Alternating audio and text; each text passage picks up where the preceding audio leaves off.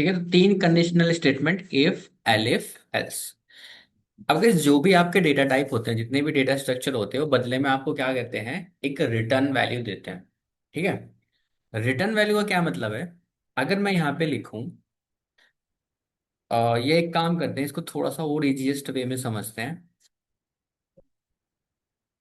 हाँ, जैसे कि मैं बता रहा था कि आपके पास, आप लॉगिन कराते हो कहीं पे, एक यूजर नेम इनपुट करते हो और एक पासवर्ड इनपुट करते हो। उसके बाद लॉगिन बटन पे क्लिक करते हो, आपका क्या हो जाता है, लॉगिन हो जाता है। ठीक है। अब यहाँ पे कोई वैल्यू इनपुट करोगे, यहाँ पर कोई वैल्यू इनपुट करोगे, और उस वैल्यू को जब आपने अकाउंट क्रिएट किया होगा, यूजर नेम और पासवर्ड क्रिएट किए होंगे, आपका ईमेल होगा। अब इसको चेक कैसे कराओगे आप डेटाबेस से? अगर हम पाइथन में प्रोग्रामिंग कर रहे हैं तो हम कैसे करेंगे उसको, कंडीशनल स्टेटमेंट के साथ, इफ, एलिफ, एल्स के साथ। हमारे पास यहाँ पर एक डेटाबेस है जिसके अंदर हमारे यूजर नेम और पासवर्ड क्या है, इनक्रिप्टेड फॉर्म में सेव होंगे।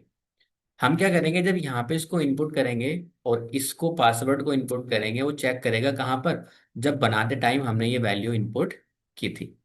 अब इन दोनों वैल्यू को हम क्या कराएंगे, चेक कराएंगे इफ कंडीशन के साथ। अगर ये वैल्यू दोनों क्या है, एक सी है, जो आपने यूजर अकाउंट बनाते टाइम दी थी, और अब जो आप डाल रहे हो वो भी वैल्यू दोनों जो है सेम है, तो क्या हो जाएगी, कंडीशन ट्रू हो जाएगी। और उसके बाद हम यूजर को क्या कर देंगे, अलाउ कर देंगे लॉगिन के लिए। सिंपल। अब जैसे कि इफ आपने लिखा, इफ के बाद यहां पे लिखनी होती है कोई भी कंडीशन। ठीक है, कंडीशन। और कंडीशन के बाद गई यहाँ पे कॉलन लगाओगे आप। कॉलन लगाने के बाद करोगे आप एंटर। ये जो आपको बाय डिफॉल्ट, अगर देखो मैं बिना कॉलन के एंटर करूँ तो ये कर्सर कहाँ पे आता है, यहाँ पर। अगर मैं इसको कॉलन लगा के एंटर करता हूँ तो यहाँ पे आता है। ये जो स्पेस छूट रहे हैं, इसको बोलते हैं हम इंडेंटेशन। पहले ही क्लास में बताया था मैंने आपको ये, कि इंडेंटेशन क्या होता है। बाकी प्रोग्रामिंग लैंग्वेज में, लाइक सी आपका लैंग्वेज है, वहां पर अगर आप स्पेस देते हो तो वो आप देते हो रीडेबिलिटी के लिए, सो दैट कोड पढ़ने में थोड़ा आसान हो। बट यहाँ पे ये जो स्पेस है वो रीडेबिलिटी के लिए नहीं है, किसके लिए है, सिंटेक्स का एक पार्ट है। अगर आप नहीं लिखते हो इसको इस तरह से तो ये हमें एरर थ्रो करेगा। मैं कह रहा हूँ प्रिंट हेलो, और यहाँ पे हमने कुछ किया तो ये हमें एरर थ्रो करेगा, ये बोलेगा कि इंडेंटेशन क्या है, मिसिंग है। So that's why we have to provide the tab, चार स्पेस यहाँ पे। ओके। और यहाँ पर लिखनी है आपको कंडीशन। कंडीशन का मतलब है जितना है, आप यहाँ पर दो वैल्यू रिटर्न होंगी, या तो यहाँ पे ट्रू रिटर्न होगा या फिर फॉल्स रिटर्न होगा। ठीक है। यहाँ पे आप डायरेक्ट लिख रहे हो इफ, और इफ के बाद यहाँ पे लिखा मैंने क्या, 55 इक्वल्स टू 90 है, तो प्रिंट क्या करिए, हेलो प्रिंट करिए। ठीक है। कुछ आउटपुट आया? नहीं आया। क्यों नहीं आया? क्योंकि 55 इक्वल्स टू 90 नहीं है। यहां पर हमने लिखा कि 55 इक्वल्स टू 90 है, तो ये क्या रिटर्न कर रहा है, फॉल्स वैल्यू रिटर्न कर रहा है। तो अगर इसको दूसरे वर्ड में लिखना चाहूं तो मैं लिख सकता हूं इफ फॉल्स, और यहाँ पे क्या लिख दिया मैंने, प्रिंट हेलो। समझ में आई गई बात? ये स्टेटमेंट और ये स्टेटमेंट दोनों एक ही काम कर रहे हैं। क्यों कर रहे हैं? क्योंकि ये भी क्या रिटर्न कर रहा है, ये आपको फॉल्स रिटर्न कर रहा है, और यहाँ पर भी मैंने डायरेक्ट क्या लिख दिया है, फॉल्स रिटर्न कर रहा है। ओके। अब यहाँ पे अगर हम ट्रू लिख दें तो हेलो प्रिंट हो जाएगा। भाई अगर कंडीशन ट्रू होगी तो इसका मतलब क्या हुआ, ये प्रिंट हो जाएगा। और यहाँ पर 55 इक्वल्स टू क्या कर दे, 55, तो भी क्या हो जाएगी, कंडीशन ट्रू हो जाएगी और हमारा आउटपुट आ जाएगा। ठीक है। सेम, अगर यूजर का पासवर्ड जो उसने यूजर बनाते टाइम दिया था, और जो पासवर्ड उसने अभी इंसर्ट किया है, अगर दोनों इक्वल हो जाते हैं तो हम उसको लॉग इन करा देंगे। सिंपल सा फंडा है। एक होता है एलिफ। ठीक है। अगर इफ स्टेटमेंट नहीं चलता है तो एल्स पार्ट चलेगा ही चलेगा। यहां पर एक एल्स लिख सकते हैं हम, और एल्स में लिख दिया प्रिंट अबव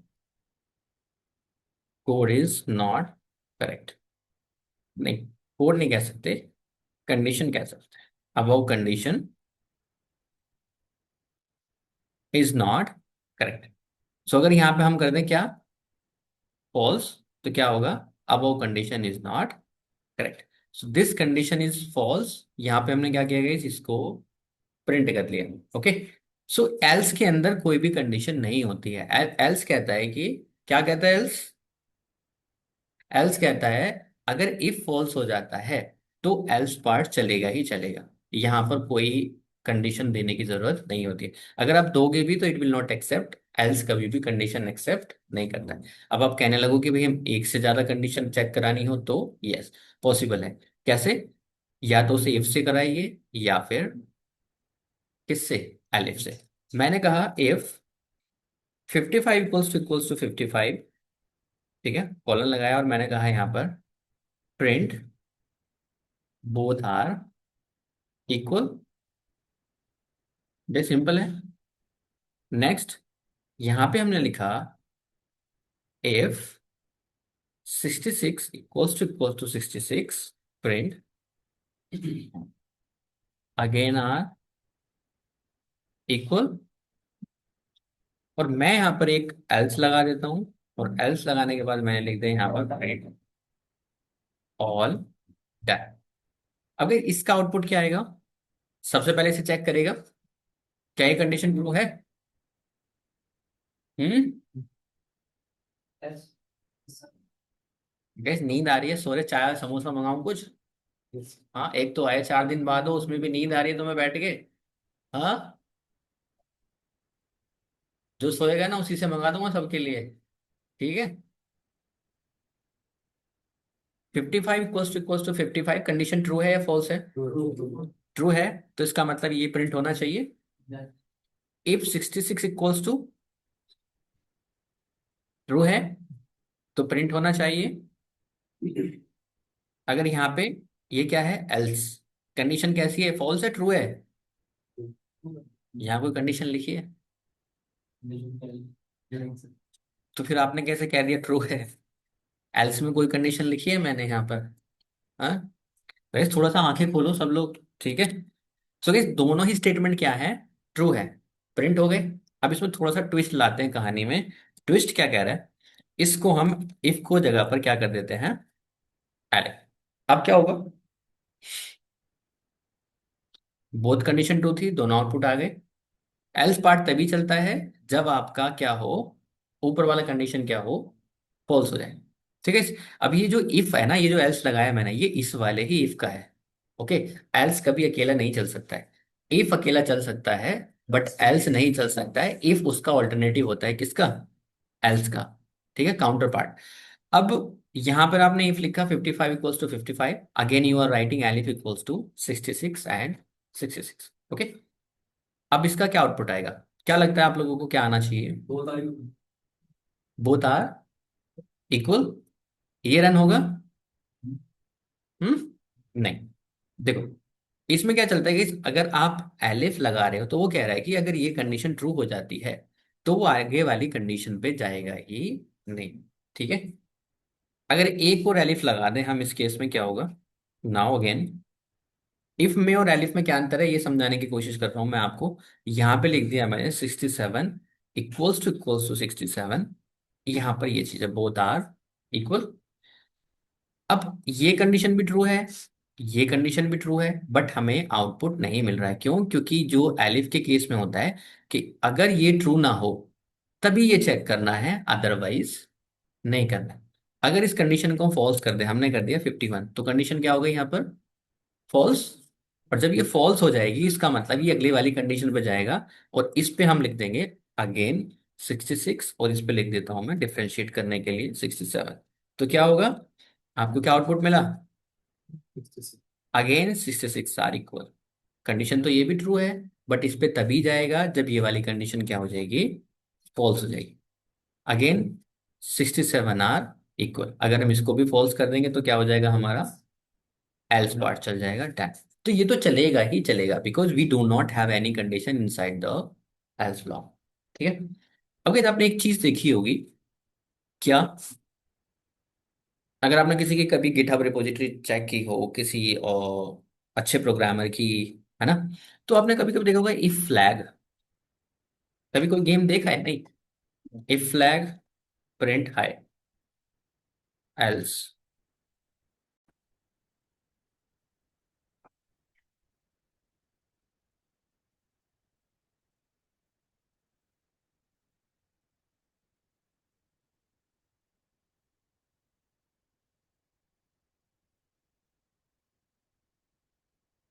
जैसे देखा कभी ऐसे? हम्म। इफ या फ्लैग मैंने लिख दिया, फ्लैग इक्वल्स टू दिस। ठीक है, ये लिख दिया मैंने, फ्लैग इक्वल्स टू ये। अब इसका क्या आउटपुट आएगा? Hmm. If flag equals to blank string, और मैंने लिख दिया इफ फ्लैग प्रिंट, कौन कौन कहता है एरर आएगा, और कौन कौन कहता है आउटपुट आएगा, कौन कौन कहता है हाई आएगा, और कौन कौन कहता है बाय आएगा?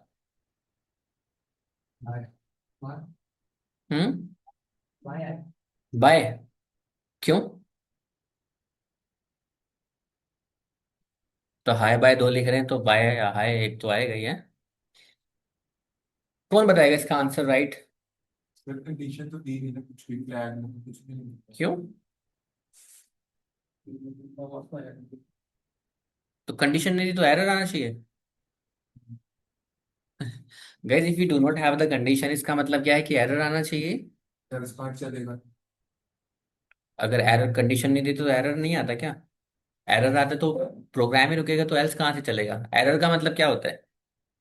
कि कुछ मतलब कुछ आउटपुट ना आना, है ना? हाँ जी मैम। यस। एरर आना चाहिए। पड़ोसी से पूछो जरा। एरर आएगा? एरर आएगा? नहीं। हाई आएगा?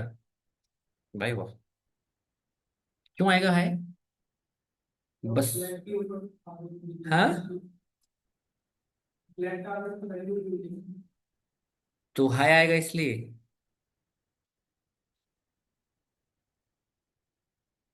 हम्म।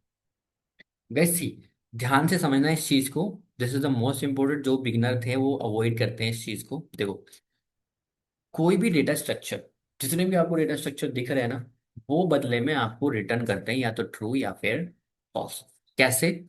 जितने भी आपके एम्प्टी सीक्वेंसेस हैं, ठीक है, जितने भी एम्प्टी सीक्वेंसेस हैं, लाइक खाली टपल, खाली लिस्ट, ठीक है, और खाली आपका डिक्शनरी, और आपका ब्लैंक स्ट्रिंग, ठीक है, और आपका जीरो, ठीक है, ये सारे के सारे क्या रिटर्न करेंगे?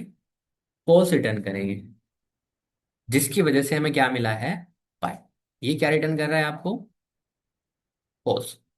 और अगर इसी वैल्यू के अंदर हम कोई वैल्यू पास कर दे, मान ले जाए मैंने यहाँ पे लिख दिया आर, अभी ये स्ट्रिंग जो है वो क्या नहीं है, एम्प्टी नहीं है। अब की बार आपको क्या आउटपुट मिलेगा? हाई। जितने भी एम्प्टी सीक्वेंसेस हैं वो आपको क्या देंगे? फॉल्स रिटर्न करेंगे। अब ये कहाँ पे काम आता है गाइस? ये यहाँ पे काम आता है। मान लीजिए आपने कोई डेटा सर्च स्टार्ट किया, आपने कहा कि मैं एक डेटा को सर्च करना चाहता हूं, ठीक है, किसी लिस्ट के अंदर। ओके, किसी लिस्ट के अंदर मैं डेटा को सर्च करना चाहता हूं। अभी लिस्ट हमने क्या मान ली है? खाली मान ली। ठीक है, मैंने एक लिस्ट बनाया, लिस्ट वन, डेटा सर्च्ड। ठीक है, ये हमने डेटा सर्च किया था, करेंगे मतलब फ्यूचर में, और हमने मान लिया कि खाली लिस्ट के अंदर डेटा को क्या करेंगे हम? अपेंड करेंगे। अभी हमने कहा कि इफ डेटा सर्च, डेटा जो सर्च करके आया है हमें, उसके अंदर कोई डेटा अगर नहीं आया तो हम कह रहे हैं no data in the list. ठीक है, और यहां पे मैंने लिख दिया print yes we have a match. ठीक है, आपने सर्चिंग स्टार्ट की कहीं से, आपने कहा कि अगर डेटा आता है और मिलता है मुझे तो मैं क्या करूंगा? उस लिस्ट में अपेंड कर दूंगा। अभी यहाँ पे क्या आ रहा है? Print yes we have a match. उल्टा लिख दिया गया, वी हैव अ मैच कहाँ पे जाना चाहिए? ऊपर। ठीक है, और यहाँ पे क्या आना चाहिए? No data in the list. ठीक है, अभी लिस्ट के अंदर कोई डेटा है यहाँ पर? नहीं। तो हमने कहा है कि अगर ये कंडीशन ट्रू होती है तब हम क्या बोलेंगे? Print yes we have a match. अब मैंने एक सर्च ऑपरेशन स्टार्ट किया और मैंने कहा कि यहाँ पर मैंने कोई सर्च स्टार्ट किया, मैंने कहा मैंगो सर्च करना था मुझे किसी प्रोडक्ट के अंदर, और मैंगो सर्च कर लिया मैंने। अभी क्या आएगा? Print yes we have match. Okay. अगर हमारे पास एम्प्टी स्ट्रिंग ही रिटर्न हो जाता है या एम्प्टी लिस्ट रिटर्न हो जाता है, उस केस में क्या रिटर्न होगा हमारा? फॉल्स। और जब हमारा फॉल्स रिटर्न होगा तो उस केस में हमें क्या मिलेगा? We did not have a match. अब मैं इसको थोड़ा और समझाता हूँ आपको मैं क्या कहना चाह रहा हूँ। यहां से हमने डेटा को स्टार्ट किया, हमारे पास एक प्रोडक्ट टू सर्च था। गाइस आई थिंक एसी नहीं चल रहा ना? वहां से चला गया। देखो, हमारे पास एक ब्लैंक स्ट्रिंग थी, ब्लैंक लिस्ट थी। हमारे पास एक प्रोडक्ट का सर्च है, प्रोडक्ट का डेटा है, प्रोडक्ट डेटा। ओके। और इसके अंदर कुछ वैल्यूज थी, यहाँ पे एक मैंगो था, मैंगो। ठीक है। यहाँ पे एक बनाना था। ओके। यहाँ पे एप्पल था। यहाँ पे 43 कोई अमाउंट था। अब मैंने कहा कि अगर मुझे सर्च करना है इसके अंदर क्या कहीं पर एप्पल आता है, तो मैंने क्या किया, एक फोर लूप लगाया, फोर अरे हमने बॉटल का। आइटम इन प्रोडक्ट डेटा। हम इस पे एक सर्च ऑपरेशन चला रहे हैं, किसके ऊपर? इसके ऊपर सर्च ऑपरेशन चला रहे हैं। अगर बनाना आता है तो हम क्या करेंगे, इसके अंदर डेटा को भेजेंगे। मैंने कहा कि इफ आइटम जो है आपका क्या आ जाए, बनाना आ जाए, तो आपको क्या करना है, इस आइटम को कहाँ भेजना है? डेटा सर्च के अंदर। और मैं इसको क्या कर दूंगा, अपेंड, और अपेंड के अंदर क्या भेज दूंगा, उस वाले आइटम को। ठीक है। अभी कोई पूरा पूरा कोड हो गया आपका। यहाँ पे आपके पास एक खाली लिस्ट था आपके पास, जिसमें डेटा सर्च करके आना था। आपने कहा कि ये हमारे पास प्रोडक्ट का रिकॉर्ड है। ठीक है। इसके अंदर हमें एक सर्च ऑपरेशन चलाना था। सर्च ऑपरेशन के अंदर अगर हमें बनाना मिलता है तो उसे किसके अंदर भेजना था?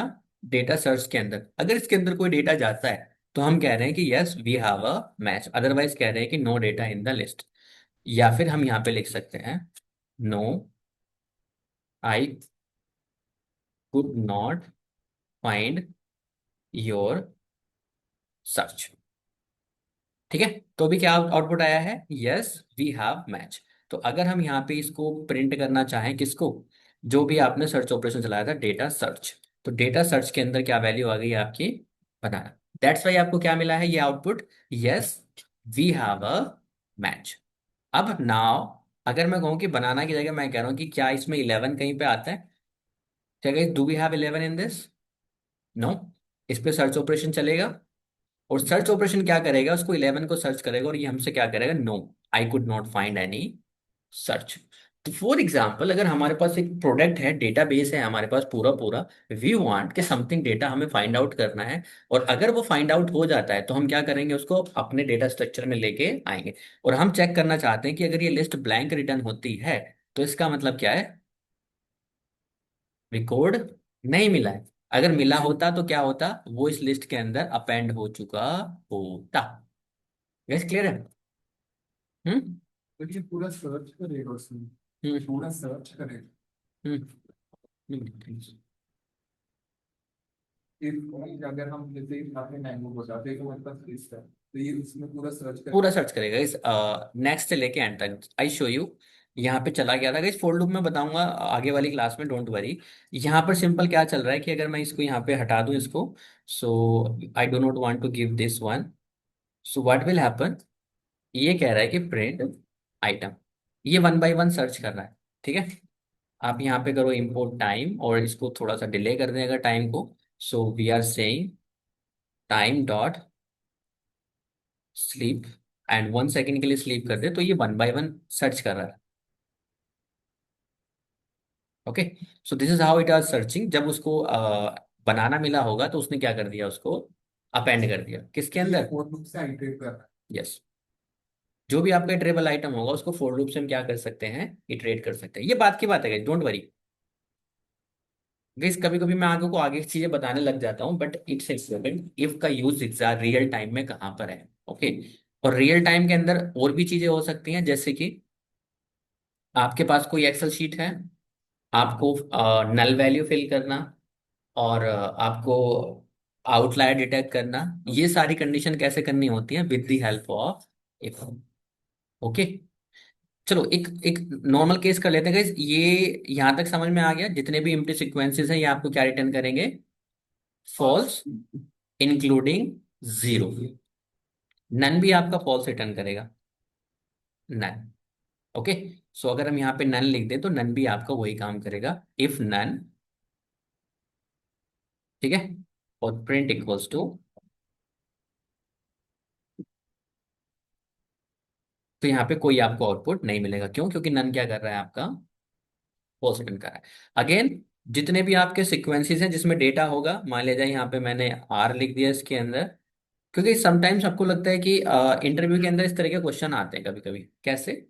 आपको ऐसे दे देगा वो, प्रिंट इसका मतलब बताइए, या मतलब नहीं इसका आउटपुट बताइए। वो आपको ऐसे लिख देगा हाय, और यहाँ पे लिख देगा else print bye. So mostly बच्चों का आंसर यही होता है कि इसका आंसर होगा क्या? Syntax error. कि भाई एरर आएगा क्योंकि हमने कोई कंडीशन इसके अंदर पास की ही नहीं है। क्योंकि हम कंडीशन उसी को मानते हैं जिसमें कि इक्वल्स टू साइन लगा हो, अदरवाइज उसको कंडीशन नहीं मानते। बट एवरीथिंग जो भी डेटा स्ट्रक्चर है, अगर एम्प्टी सीक्वेंसेस हैं, that will provide you the what? पीछे क्या पूछा मैंने? क्या पूछा था सर? एम्प्टी सीक्वेंसेस क्या प्रोवाइड करते हैं? कॉलेज, एम्प्टी सीक्वेंसेस क्या प्रोवाइड करते हैं? कोल्ड ड्रिंक पीनी है, नींद आ रही है? हाँ, ग्लूकोज चाहिए? और हाँ जी, और स्टडी का। क्या पूछा मैंने? एम्प्टी सीक्वेंसेस क्या प्रोवाइड करते हैं? False plus true? क्या कह रहे हो? एम्प्टी सीक्वेंसेस क्या प्रोवाइड करते हैं? हाँ जी सर, आप तो दिख ही नहीं रहे मुझे पीछे। हाँ, क्या प्रोवाइड करते हैं एम्प्टी सीक्वेंसेस? सीरियसली, क्लास में ही हो या नींद मार रहे हो? हाँ,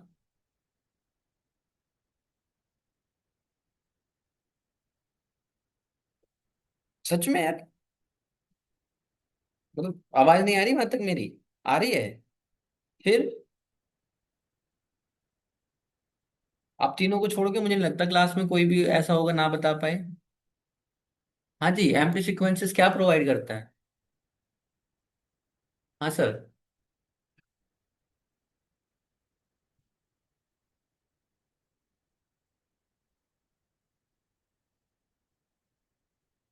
हाँ जी सर, क्या प्रोवाइड करते हैं?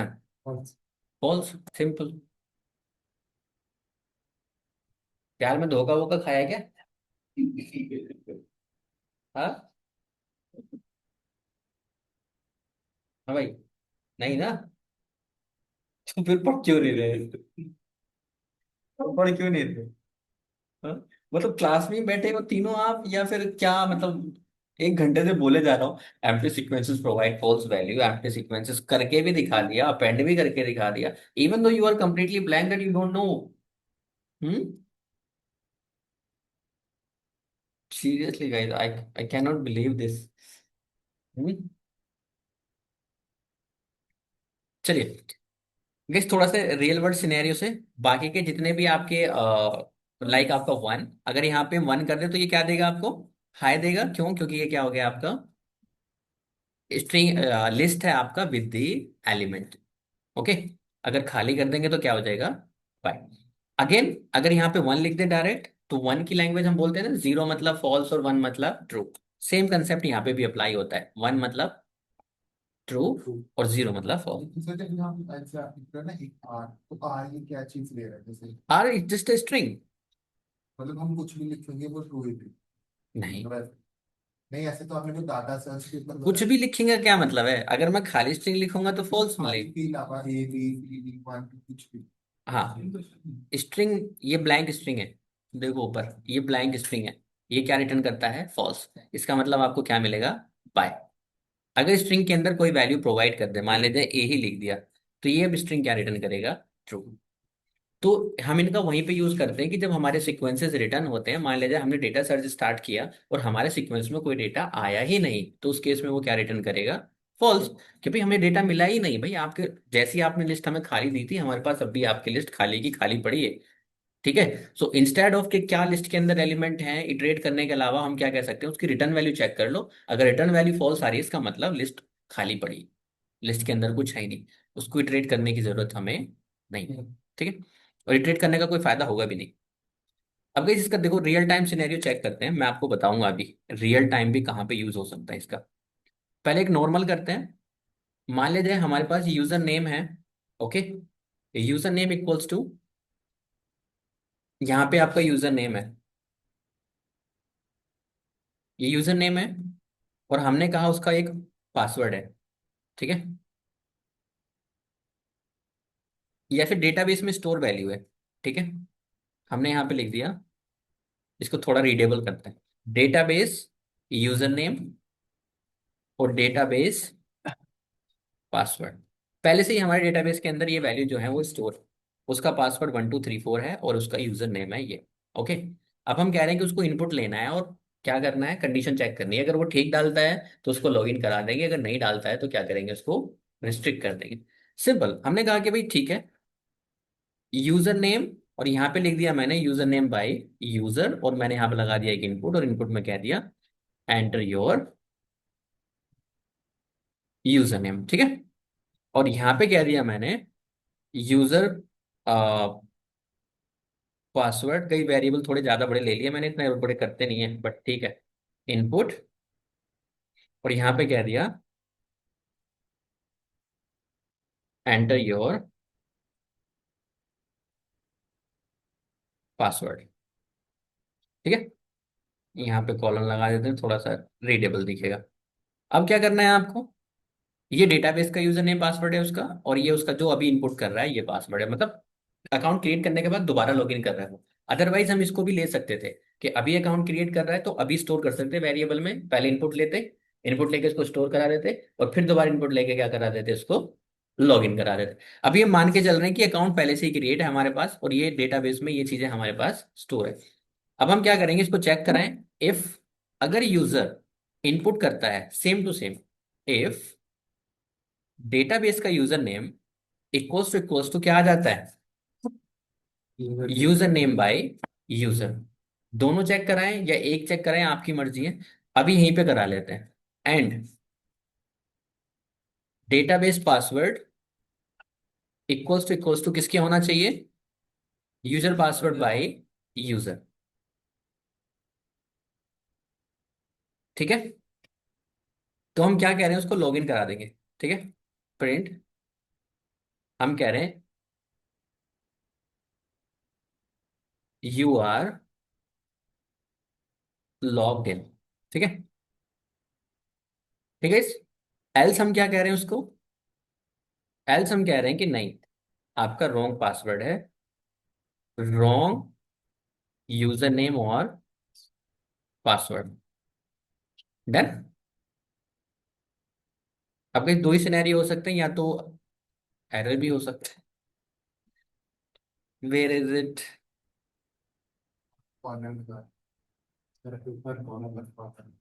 ओके। यहाँ भी है एक, और यहाँ पे। डन। अगर इस RK 1 2 3 4 enter password 1 2 3 4, then you are log in. Password गलत कर दें या user name, wrong user name और पासवर्ड। इवन अगर कोई ब्राउजर ओपन करना है, ठीक है, like import web browser, tap करिए। हम चाहते हैं कि उसको कोई अगर लॉग्ड इन हो जाए तो फेसबुक पे लॉगिन करा देते हैं उसको, तो हम कह रहे हैं you are logged in, print, या फिर इसको डायरेक्ट चला सकता हूँ मैं, वेब ब्राउजर डॉट ओपन, और ओपन के अंदर डॉट डॉट कॉम। ठीक है। डन। और यूजर नेम क्या है, RK 1 2 3 4, एंटर 1 2 3 4। ठीक है। सो ये कंडीशन एग्जैक्टली में वही लिखी जाएगी जो आप रियल टाइम में लिखोगे। ये वेब ब्राउजर है गाइस, ये एक मॉड्यूल है जो आपको एक नई टैब खोल के दे सकता है।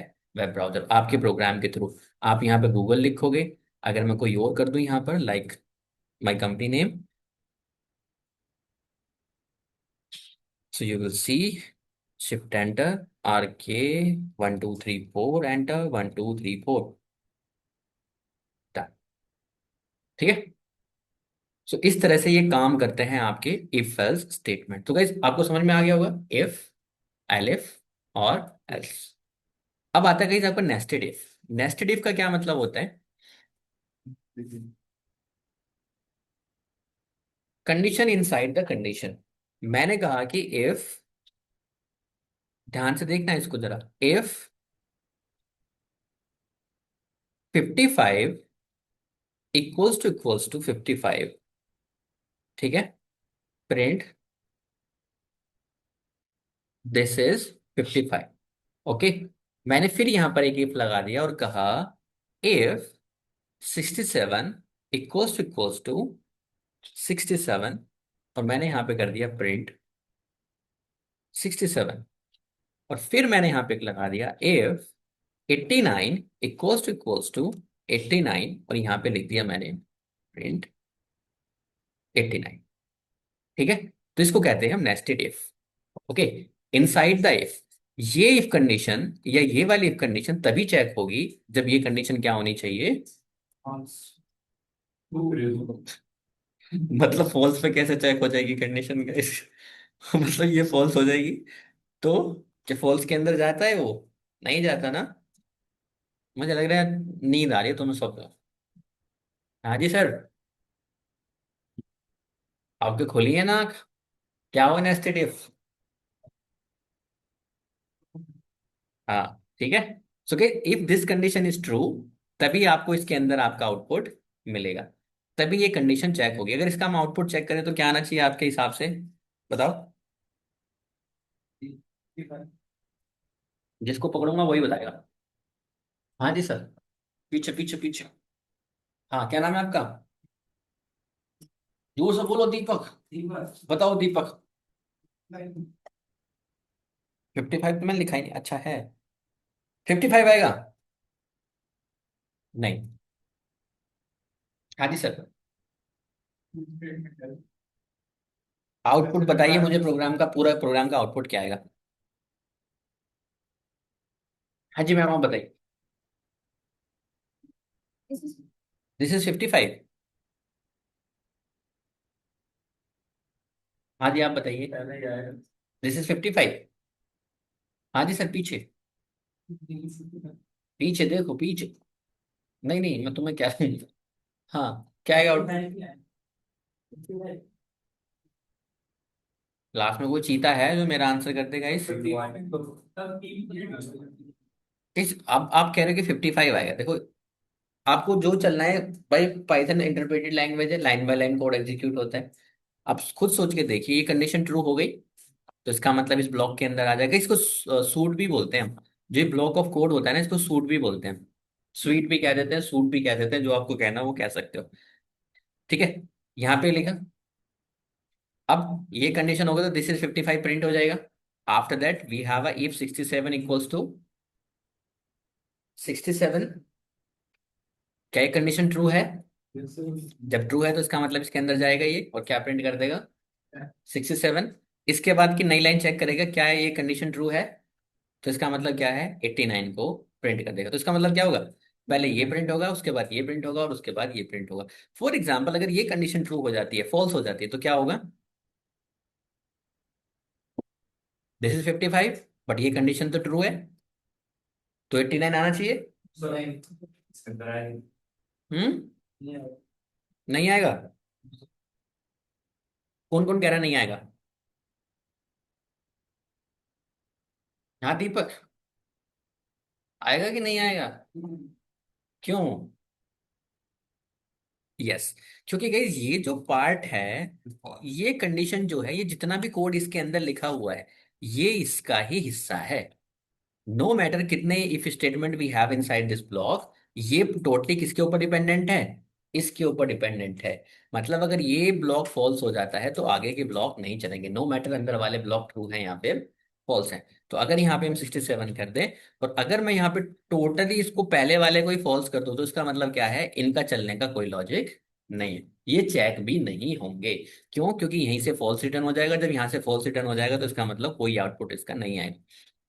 चलो, अब मुझे ये बताइए, इसको हम कर दिया एल्स, ठीक है, एल्स, और यहाँ पे लिख दिया मैंने प्रिंट नाउ।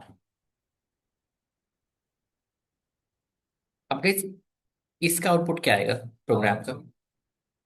Now, simple. और मैंने यहाँ पे लिख दिया एल्स प्रिंट दिस, ठीक है। हियर वी हैव सिचुएशन, यहाँ हम पास तीन इफ एल्स, तीन इफ है हमारे पास, बट एल्स कितने हैं? दो। तो अब मुझे बता दीजिए ये क्या आउटपुट आएगा इसका। मैंने कर दिया इसको 55 इक्वल्स टू ये। अब इसका आउटपुट क्या आएगा? और इसको कर दिया मैंने 9, ठीक है। पढ़िए एक बार ध्यान से, समझिए कोड को, और कोशिश करिए। हम्म। दिस इज,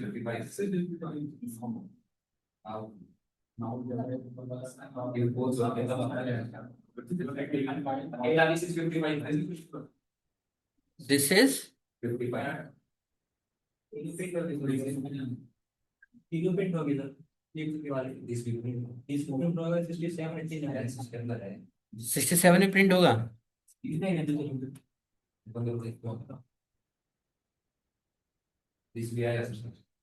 चलिए सर, आप बताइए, आप बताइए क्या आएगा। 55 आना 55। चाहिए। पहला वाला फिर ऑप्शन सही हम्म। है जो दे रहा है। हाँ। दूसरे वो 55 आ जाए तो हम्म। उससे मैच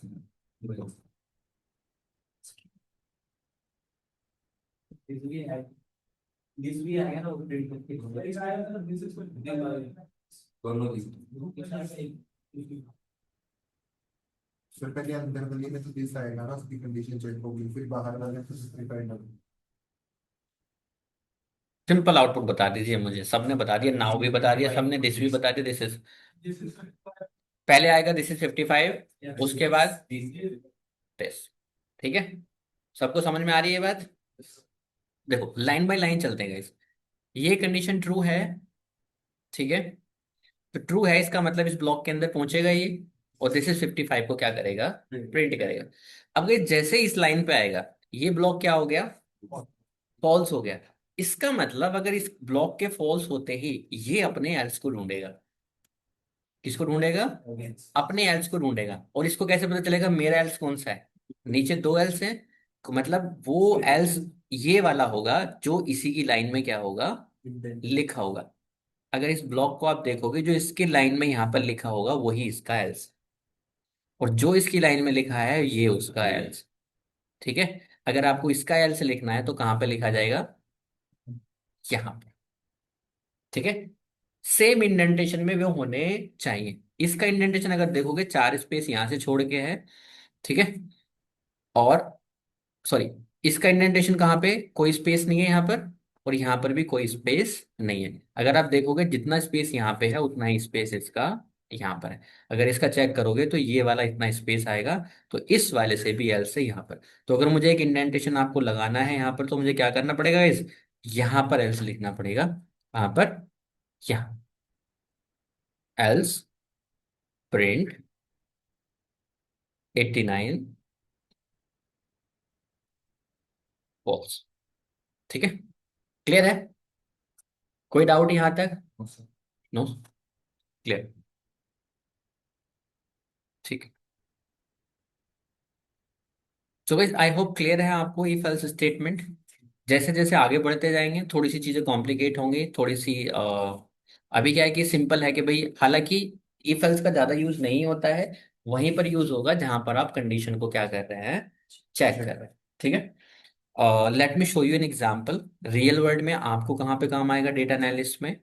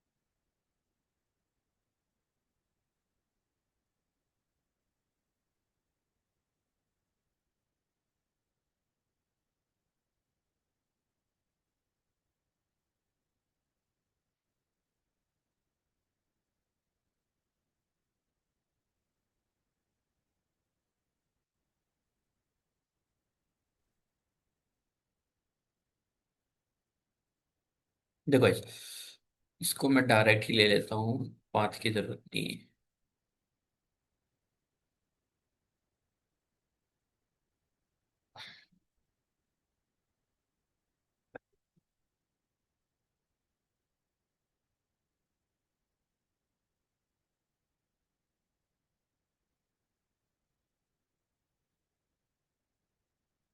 ठीक है।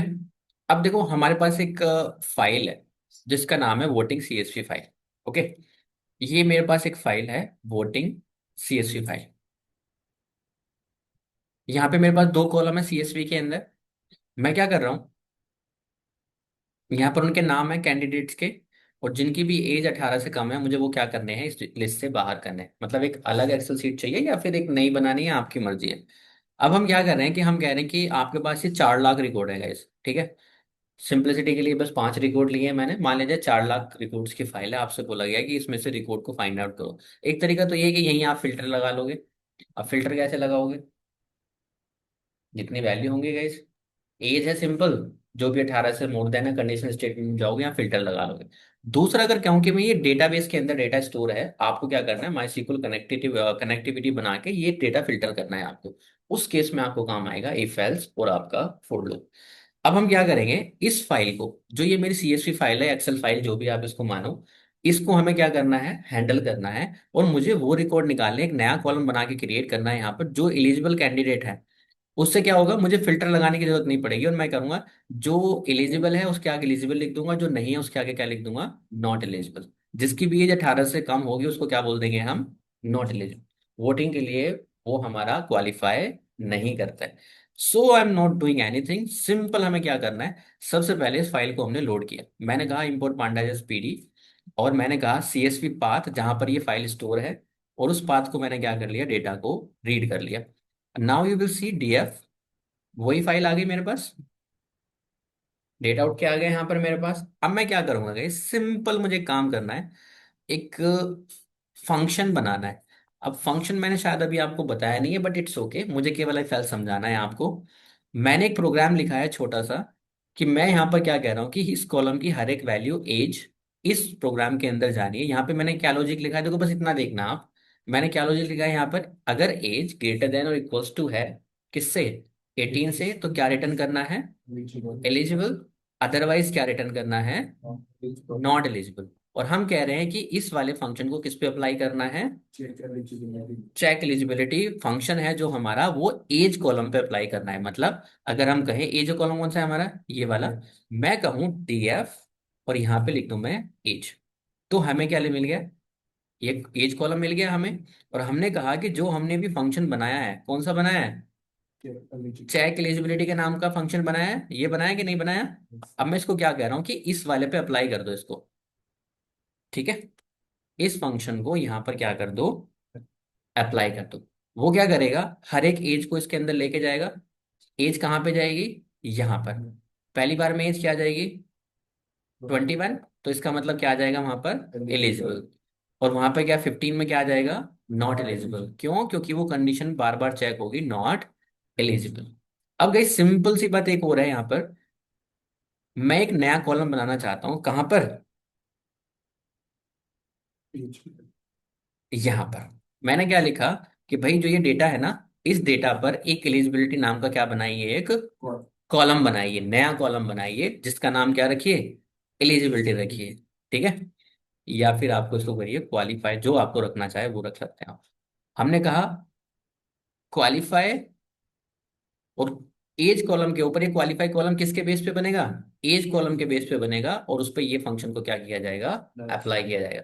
और फंक्शन क्या एक्सेप्ट करता है, एज एक्सेप्ट करता है। अगर 21 एक्सेप्ट करेगा तो क्या रिटर्न करेगा, एलिजिबल। अगर 15 एक्सेप्ट करेगा तो क्या रिटर्न करेगा, नॉट एलिजिबल। आई होप इस इतना तो सिंपल है, समझ तो सकते ही है ना, सिंपल है, कोई दिक्कत नहीं। ठीक है, डन। आप देखोगे उसने एक नया कॉलम बना दिया क्वालिफाई के नाम का, ठीक है।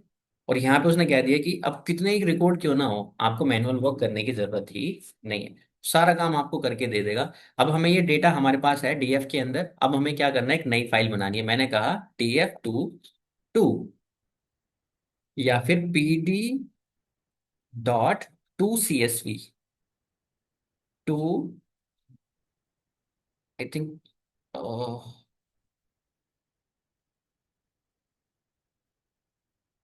टू अंडर स्कोर CSV तो सही है।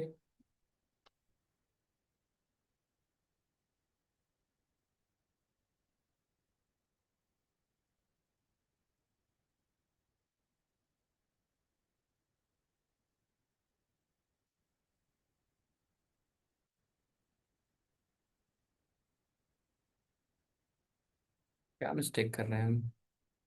ओके, DF2 है गाइस, ठीक है, मैं गलत लिख रहा हूँ। TF मतलब जो डेटा आपको भेजना है, TF2 CSV।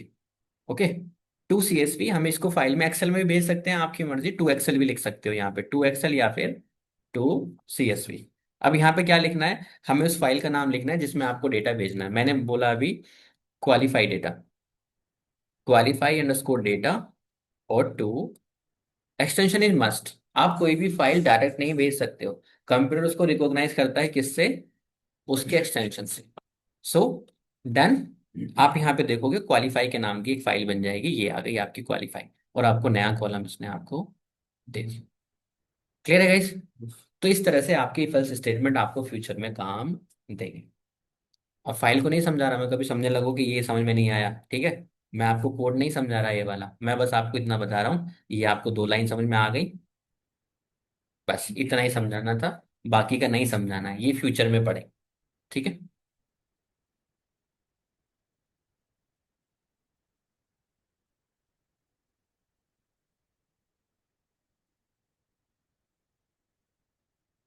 भाई कोई क्वेश्चन हो तो पूछिए, कल की क्लास में से या पहली में से। हम्म।